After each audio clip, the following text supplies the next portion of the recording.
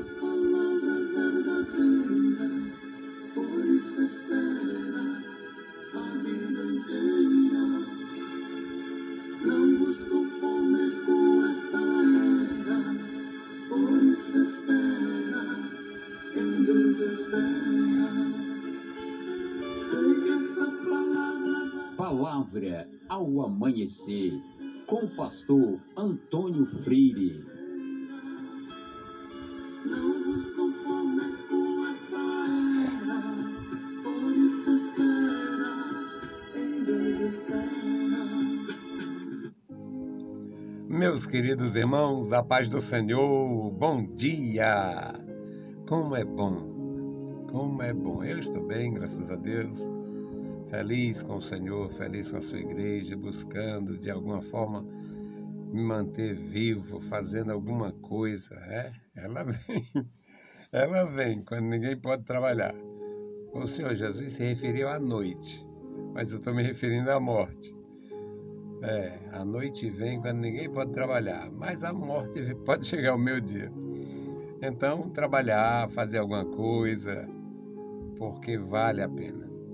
Nós vamos apresentar o nosso tema hoje com base no Evangelho de Mateus, capítulo 10, versículos 20 a 28. Versículos 20 a 28. O Senhor Jesus, do ponto de vista humano, principalmente do ponto de vista filosófico, dessa questão de os mestres do mundo e tal, Jesus seria muito fraco. Por quê? Jesus não prometeu nada. Jesus não prometeu casa, terra, sítio. Jesus não prometeu nada deste mundo. Então, quem viesse ouvir Jesus, quem se aproximasse de Jesus, deveria ter interesses espirituais.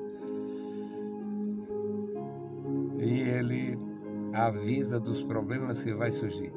Este capítulo 10 é um capítulo emblemático, porque Jesus envia os seus discípulos, é aqui que eles se tornam apóstolos, são enviados, e tem as passagens mais difíceis. Por exemplo, no versículo 17, Mateus 10 e 17, Jesus fala dos seus discípulos precisando ser cuidadosos e tal, porque aguarda por eles problemas nas sinagogas. E no versículo 18, aí ele vai falar de problemas com autoridade civil. Ele vai falar os seus discípulos seriam bem complicada a situação. Problemas religiosos, problemas civis e problemas familiares. O contexto da leitura que nós vamos fazer. Os versículos 17 é a perseguição dos religiosos, no versículo 18, perseguição das autoridades civis, e no versículo 22 começa a leitura. Mas acontece que no versículo 21 fala dos problemas de família. O pai entregando o filho para ser açoitado, uns contra os outros.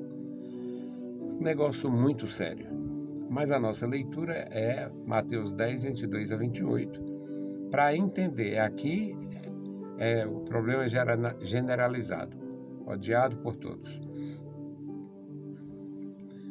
E odiados de todos sereis por causa do meu nome.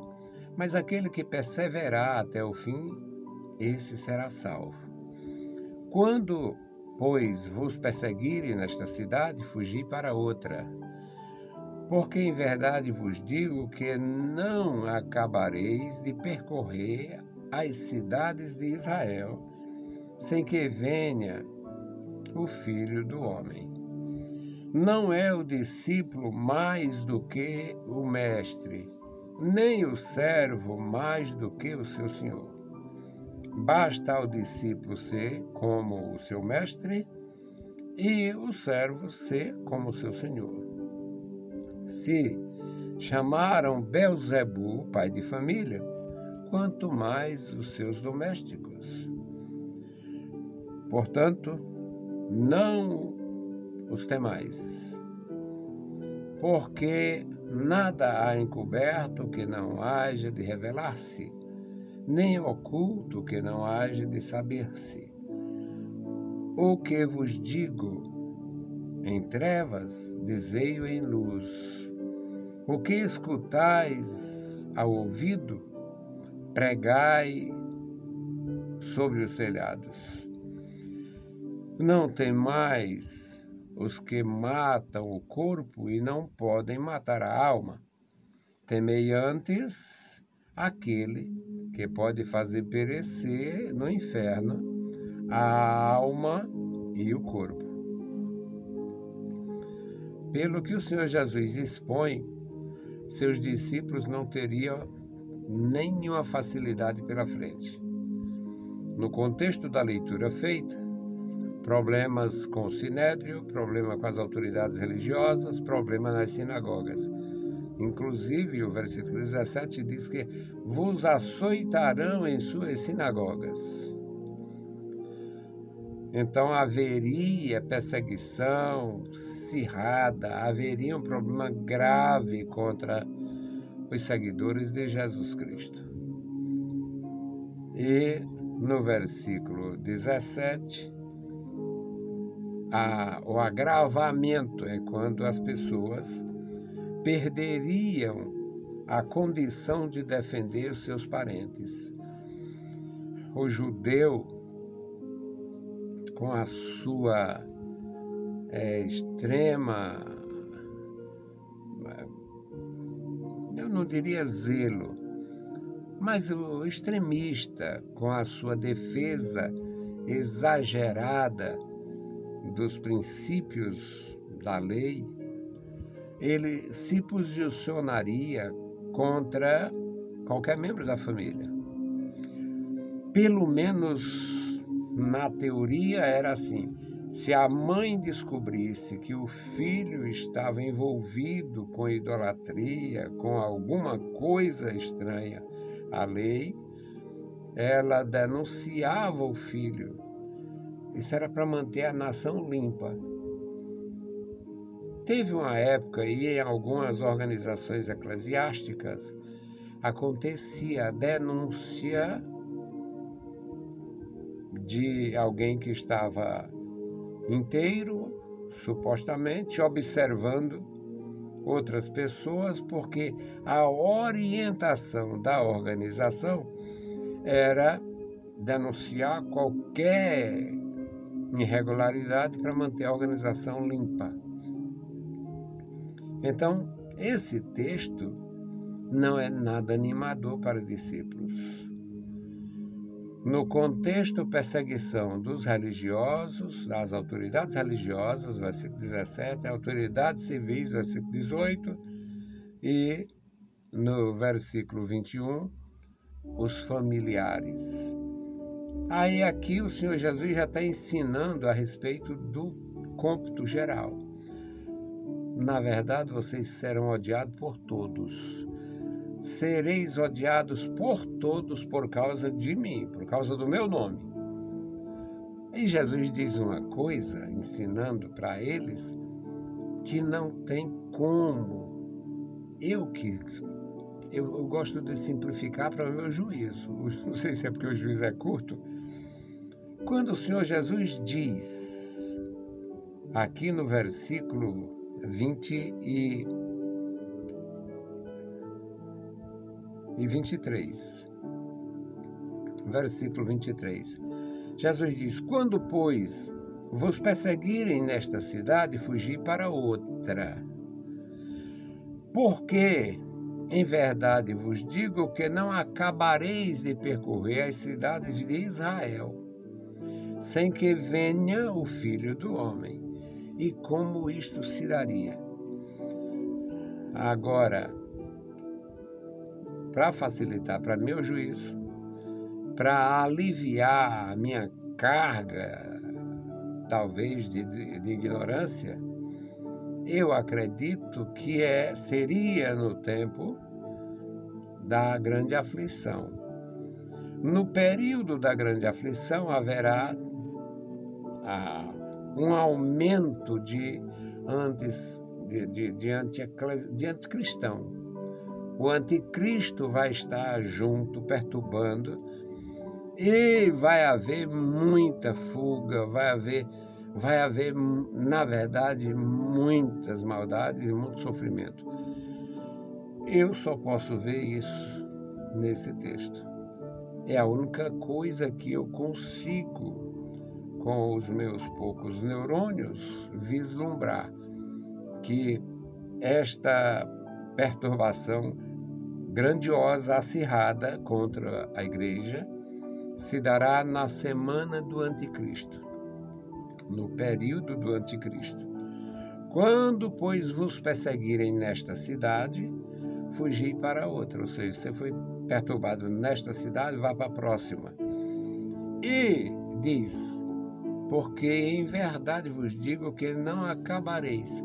Ou haveria um espaço, uma pausa entre uma perseguição e outra, ou fica mais difícil ainda da gente entender.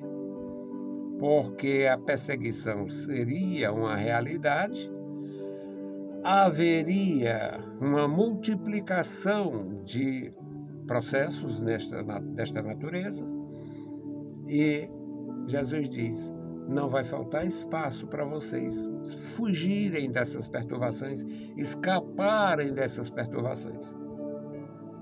Antes que vocês percorram todas as cidades de Israel, vai haver a intervenção. É confortável para mim, mas, na verdade, eu não sei se seria esta a interpretação. Quem teria uma interpretação melhor? Também não sei. Outra coisa bem interessante, não ando buscando. Não vou atrás de sabichões. Não. Tem alguma coisa escrita que a gente possa lançar mão? Lance mão. Bíblia diz tudo. Bíblia diz de estudos. Porque, na verdade, eles querem uma Bíblia que diz tudo, para agradar. Aí vão ler rodapé de Bíblia como se Bíblia fosse. E aquilo ali, aquela margem da capa, aquela rodapé, literalmente, aquilo ali é pensamento do demônio, dos hereges, de discípulos que já se foram. É pensamento humano. São exposições. Podem estar certo ou não, até porque erra-se mais. Então, meus amados, é bom aprender com o Senhor Jesus.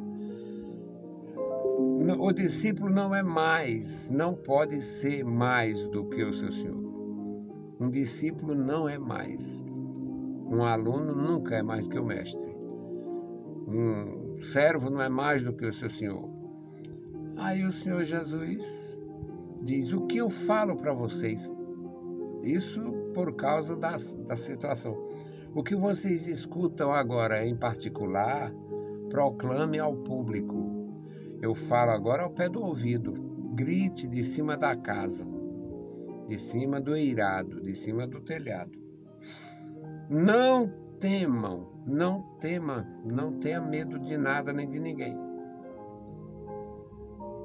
Não tenha medo, mas se chamar o pai de família, ele referindo-se a si mesmo, se chamar o líder de demônio, de endemoniado, de Beelzebu, o que não dirão dos seus discípulos?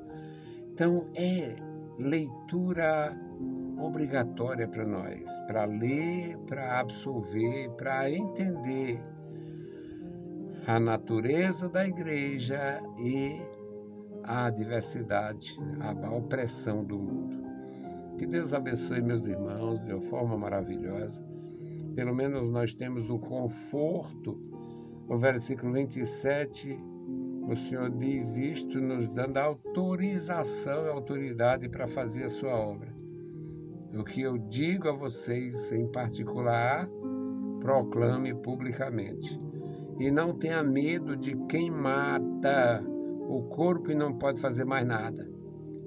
Temam, tenha receio, temam. Aquele que pode fazer perecer no inferno a alma e o corpo, ou seja, o espírito de quem não foi resgatado e o corpo, porque os ímpios também ressuscitarão. Está escrito em Daniel que uns ressuscitarão para vergonha eterna e outros para vida eterna. Deus nos abençoe, Deus os abençoe. A minha intercessão hoje é pelos meus ajudadores. O trabalho que a gente faz, eu sou desajeitado para pedir socorro, mas o meu Deus é o nosso socorro, bem presente em todas as horas. Então oremos. Bendito Senhor, Pai Santo, Pai querido que está nos mais altos céus, nós te louvamos. Obrigado pela vida, pela salvação, pela comunhão, pela atividade. Obrigado pela ocupação, Senhor.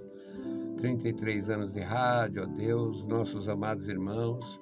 Obrigado pela tua igreja, meu Deus. Obrigado pelos meus irmãos. Guarda, Senhor, meu pastor, meus irmãos. Ajuda que nós possamos continuar fazendo a tua obra com a mesma alegria, a mesma determinação, a mesma disposição, Senhor. Muito obrigado a Deus pelo vigor, pela saúde e pela tua graça profunda. Deus fiel, guarda os nossos ajudadores. Recompensa com a bênção dos céus a cada um. Dá, meu Senhor, necessário a eles e a nós. Deus fiel, Deus bondoso, ouve dos céus e atende-nos. Nós te pedimos em nome de Jesus. Meus queridos irmãos, a paz do Senhor e bom dia!